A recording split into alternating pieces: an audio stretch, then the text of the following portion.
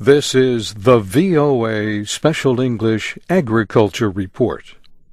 Chocolate comes from cocoa beans, and more than half of those beans come from 2 countries in West Africa. But the situation is not all sweetness for poor cocoa farmers in Ivory Coast and neighboring Ghana. The United States has announced $10 million for renewed efforts to end the worst forms of child labor in the cocoa industry in those countries.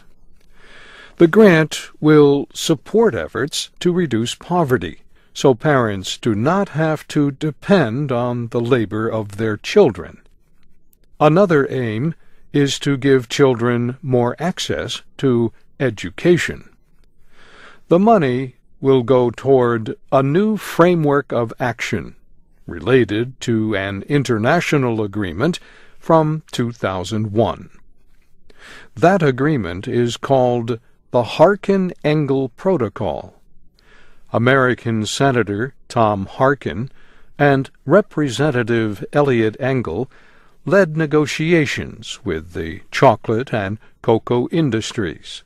The Department of Labor announced the grant in September, along with $7 million promised by the international cocoa industry. The governments of Ghana and Ivory Coast have also promised resources and policy support for the new efforts.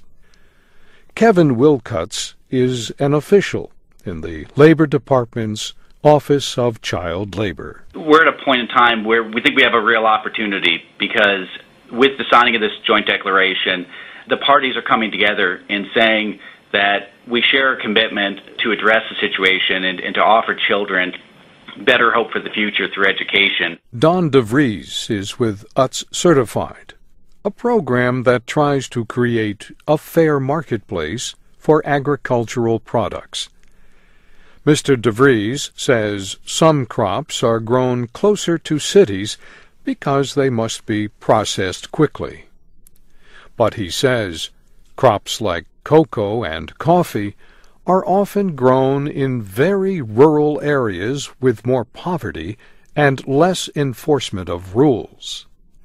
Bama Athreya directs the International Labor Rights Forum. There's been a real unwillingness to act that I think is, driven by the business proposition of getting cheap child labor to produce the cocoa for quite some time. And that is a major challenge. Larry Graham, president of the National Confectioners Association in Washington, represented industry groups at the launch of the framework. He said, "Our industry is fully committed to helping even more cocoa farming families through this innovative partnership." Ivory Coast is the world's largest cocoa grower, but the country has been split in half since a failed overthrow in 2002 led to armed conflict.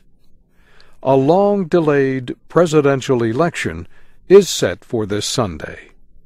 And that's the VOA Special English Agriculture Report, written by Geraldine Watson, with Drew Hinshaw reporting from Senegal. I'm Bob Doty.